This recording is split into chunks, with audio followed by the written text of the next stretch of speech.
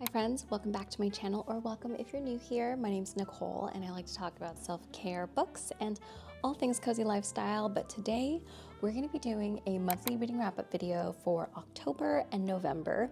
And in total, I read 7 books over the past 2 months, which I think is pretty good compared to the reading slump that I was in earlier this year. I'm pretty proud of myself, especially because one of the books I read was like over 600 pages long. We have 7 books to talk about today, so let's just get into it. The very first book I want to talk about is A Sea of Song and Sirens, and I've talked about this book a couple of times already. So I read this in one of my reading challenges. I think it was my random generator challenge, so I'll put that in the corner somewhere so you can watch it if you haven't already and you are interested in watching it. A Sea of Song and Sirens is a romantasy, and I've been really loving romantasy lately, and this is actually the author's debut novel as well. It follows the story of Marin, who is our FMC. She lives on this beautiful secluded island called Lehani. She's sort of like an outcast in the village, so a lot of the villagers don't really trust her because of who her mother was, and so she spends most of her time just like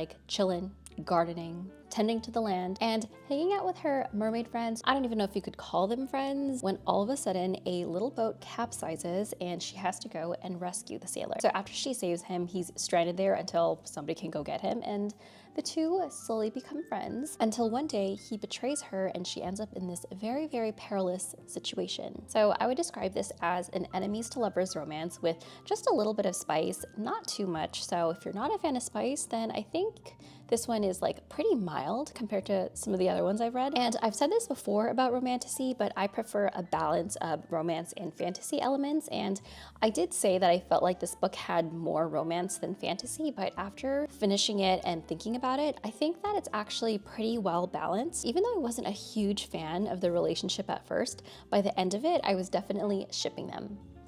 So on top of the romance, we also get to explore the world of mermaids, their magic, the lore. And I did enjoy the world and the atmosphere that the author brought to life. So it was giving really like fairy tale vibes, think seaside castles, long voyages on ships, pirates, and of course, lots of drama within the royal family. Overall, I did give this book 4 stars and I enjoyed it. It was moody, atmospheric, adventurous, and it ended on a cliffhanger, and I definitely want to get my hands on the sequel. The next book is also a romance, and this is Just for the Summer by Abby Jimenez, which is her newest release of this year. This is the 3rd book in the series, but you don't actually have to read the entire series in order to understand what's happening in this book. But the characters all sort of know each other, so they're all in this universe together. We get a little update on what they were up to, so if you're curious about what happened to Brianna and Jacob from yours truly, then definitely check this book out. This story is about Emma and Justin, who are cursed and have really bad luck when it comes to relationships. So every time they date somebody and then break up with that person then goes on to find their soulmate. And so I think it's Justin who ends up posting about his curse on Reddit when Emma DMs him and is like, oh my gosh, the same thing happens to me. So the two start to talk and then get this idea that if they date each other, then maybe they can cancel out the curse. So it's like a classic fake dating scenario. And since I've already read 2 books in this series, I will say that I liked this one better than yours truly. I think that Abby Jimenez tends to focus on these themes in her books, at least the ones that I've read, but I feel like she likes to focus on attachment styles and relational traumas and how they impact current relationships. I feel like the themes in her books tend to be a little bit heavier as well, so this book specifically does highlight some dysfunctional family relationships. I would describe this as a romance with more drama than comedy and some emotional depth to it as well. And in my opinion, this book wasn't very spicy at all, which is actually what I really liked about it. So they didn't really focus on the physical relationship between Justin and Emma, but rather the emotional connection. And I felt like their romance was really earnest because they had to learn how to trust each other and show up for each other. And it wasn't all about just like these grand dates, you know, like the fairy tale dates that you see in a lot of rom-coms, but rather about being there for each other even during the most difficult times. I was definitely rooting for these two, and one of my criticisms of yours truly was I felt like the MMC was a little bit too perfect and he didn't really have any flaws, but I felt like Justin definitely had some things that he needed to work on, of course, as well as Emma, and so I felt like that was just a more realistic portrayal of 2 people in a relationship, trying to make things work. So I gave this book 4 stars and I'm happy that I picked it up. I also listened to Tom Lake last month and I'm really glad that I did because I started reading Tom Lake earlier this year and I got through like half of it, and for some reason I just had a hard time getting into the story. I think it was just kind of slow paced. I think Meryl Streep does a really wonderful job of bringing the characters and the story to life, and by the end of it, I found myself really resonating with this book and really liking it. Tom Lake is a story about Laura and her family set on a really beautiful, picturesque cherry farm in Michigan, where Laura and her daughters spend their days picking cherries and telling each other stories. The story that she specifically tells them is how she fell in love with this really famous actor back when she was a young actress herself. At first, I wasn't sure what Tom Lake was, but Tom Lake is actually the name of the play that she was in. And I feel like the setting of the cherry farm in Michigan provided just a really, really nice, calm, peaceful, and idyllic background to tell this story. So I think that Tom Lake at its core is a story about family, about love, and the choices that we make in life. The next book that I read is Welcome to the Hyunam Bookshop, and this was originally written in Korean and then it was translated into English. I picked this book up because I was looking for something cozy for the fall season, and my librarian actually recommended this book to me. She said it was one of her favorite books and I trust her opinion, so I'm really glad that I picked it up because this was such a cozy book. It just felt like a nice warm hug. So I picked this book up for the vibe, but it ended up being a really thought-provoking read and I really resonated with the message in this. This story follows Youngju, who actually quits her corporate job because she's feeling a little burnt out from life, and she's also going through a divorce, so she decides to open a quaint little bookshop in Seoul. So this is a cozy slice of life book that follows our revolving cast of characters who are regulars at this bookshop, and they find friendship, comfort, and purpose there. And something that the characters had in common was that they were all sort of unhappy with something in their lives, but through going to this bookstore and through talking to each other, they were able to find some sort of resolution. I just really loved the cozy setting in this book, and made me think about spending my days at a bookshop, which is like one of my favorite things to do. One of my favorite quotes from the book is, "A day well spent is a life well spent." And I really loved this quote because it made me think about the small little moments in life that we sometimes take for granted, and to, you know, stop and smell the roses every now and then. So I read a thriller in October for my spooky reading vlog, and I actually asked you guys what book you wanted me to read, and most of you picked The Silent Patient. This was also a book club pick, and my book club unanimously really enjoyed this book. This is a story about Alicia, who is a famous painter who seemingly has a perfect life and a happy marriage, when one day that facade comes crashing down because she's found to have murdered her husband and she never speaks again. After the murder of her husband, she lives in this inpatient facility and she works with different therapists, but none of them are successful in treating her until one day a therapist named Theo, who's been closely following her case, gets a job at the facility that Alicia is living at and starts to work with her. I really liked how the author explored different psychological and therapeutic concepts in here, like countertransference and transference, for example, which is something that the author Alex Michaelides has said he's very interested in. So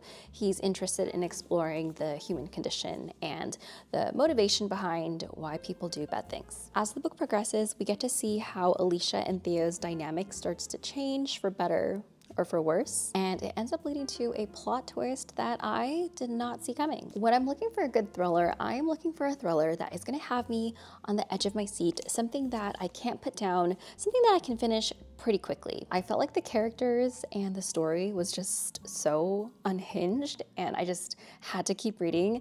I think I finished this book in 2 or 3 days, which is pretty fast for me personally. There were definitely some things that I feel like could have been improved upon. For example, I wish I would have seen a little bit more of Alicia's character. So we only really get to know Alicia through her diary entries, and there are these little snippets prior to her murdering her husband. And we also hear other characters in the story talk about Alicia. We don't get a full picture of who Alicia really is, and I feel like I still had some questions about Alicia. She was definitely an enigma for the entire story, and I wish I would have gotten to know her a little bit better, but maybe that was the point. Maybe Alicia was supposed to be this notorious and mysterious character. I did give this book 4 stars, definitely my favorite thriller of the year.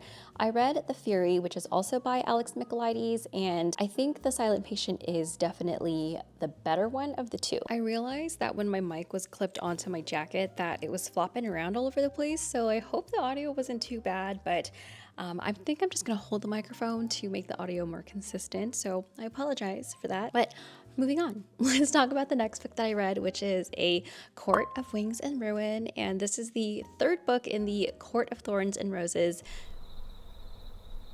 series. I have talked so much about this series on my channel already. If you've been watching my book reviews, then you know that the first one was okay and the second one was the best. And I think that this one is in the middle. So even though there are 5 books in the series, I think this is the last book in the main series, and then the next one is a novella, and then the last book, A Court of Silver Flames, I think, is about one of the other characters. Even though it's still in the same universe, this pretty much wraps up the main story. I feel like I've been pretty good about not spoiling this for people, even though I feel like most people have read this by now. I don't really like to give too many details in case you haven't read it yet and you want to. Basically, at this point in the story, there is this huge escalating conflict between the fairies, the high fae, and the humans, and it leads to this all-out high-stakes war between humans and fairies alike. And like I said, I didn't enjoy this one as much as the second book, but I still really enjoyed it. I think Sarah J. Maas does a really great job of creating an immersive world. So there's monsters, there's magic, there's history. I think that was one of my favorite aspects of this story, is just being able to imagine this world that she's created and all of the different monsters and all of the different courts as well. And even though I thought Farah was kind of annoying in the beginning, I feel like over time she's definitely grown on me and I can respect her character arc. It's just one of those fantasy books that I feel like is really easy to read, and once you start reading, it's hard to put down. I don't think that it's as spicy as the second book in the series, which was super spicy. So this one's a little bit more subdued because there's more war in this. There isn't actually as much like lightheartedness in this one. There are moments in this book where it does get pretty dark and tragic. That said, I do have a couple of things that I did not like about this book. Sarah J. Maas really loves to talk about mates, which is basically like soulmates, but for fairies. And it's like Farah learned about the word mate and now it's all she uses. I just feel like it gets really repetitive at times. And I think I read on a Goodreads review that the word mate is used over 200 times. And I don't know if that's like an exaggeration or not. I did start to get a little annoyed. And there are other words and like phrases that keep getting repeated, like vulgar gesture. I think if she cut out the word mate, then it could have been like 100 pages shorter. It's definitely not perfect. There's some problematic things in this book, which of course I have to acknowledge, but I did feel like it was really entertaining. And honestly, if you're just looking for a fantasy that you want to escape into and not really think that hard about, then I think this is a good one for you. Overall, this was a satisfying conclusion to the main series and still my favorite fantasy series of the year. Okay, we're on the very last book, and this is actually an audiobook that I listened to, and it's Educated by Tara Westover. I was looking for an audiobook because it's been a while since I've listened to an audiobook, well, other than Tom Lake, I mean, and this one was highly rated, so I figured why not? I would say maybe do a little more research before you go into this one, because I knew what it was about, but I was definitely not prepared for it, and it does get really, really dark. Tara Westover was born to really strict parents who are devout Mormons living in Idaho, and she doesn't have access to things like an education as well as like basic medical services. She grows up without any formal schooling and pretty much spends her youth picking junk in a scrapyard with her dad, which ends up being super dangerous. And so her and her siblings work for her father, but there are a lot of accidents that happen on the junkyard. And, you know, as somebody who works in rehab, I was just like, you're just having a really hard time listening to these accidents that I feel like could have been prevented, and the aftermath of those injuries and how this family didn't believe in using traditional medical services. And so it was just really, really hard to listen to. So even though Tara didn't have access to a formal education, there's something inside of her that really drives her to pursue education. So she basically self-studies until she gets into a university and then later earns her PhD from Cambridge University. So Tara went through a lot of abuse and torment and experienced a lot of trauma growing up from her family members. So I would definitely look up some content warnings. I was listening to it and I was just like horrified at what she had to endure. Despite this being really heavy and really dark with all of the abuse and the trauma, I did find her story to be really inspirational because it made me think about how even in like the worst circumstances, you still have the power to choose differently for yourself. And so that belief in yourself was ultimately the catalyst that led Tara to changing her life. This audiobook is narrated by Julia Whalen, who is one of my favorite narrators. She narrated The Four Winds, and I really loved her performance in that as well as in this audiobook. So I gave this book 4 stars and recommend it if you're interested in Tara Westover's story, but if you are sensitive to these content topics, then you might want to skip it because, like I said, it is definitely really heavy and I had to take breaks listening to it because sometimes it just got way too dark and sad, and sometimes I would listen to it and I would start getting like anxious and I'd feel like in a bad mood listening to it, so be warned. And that is it for all of the books that I've read in October and November. What books did you guys read? I'm really curious to know, so comment down below. Thank you all so much for watching today's video, for coming to hang out with me, for listening to me rant about these books. I really appreciate all of your support, and if you liked today's video, then think about commenting, liking, or subscribing. I would love to have you join. And as always, take care of yourself because you deserve it, and I'll see you in my next video. Bye.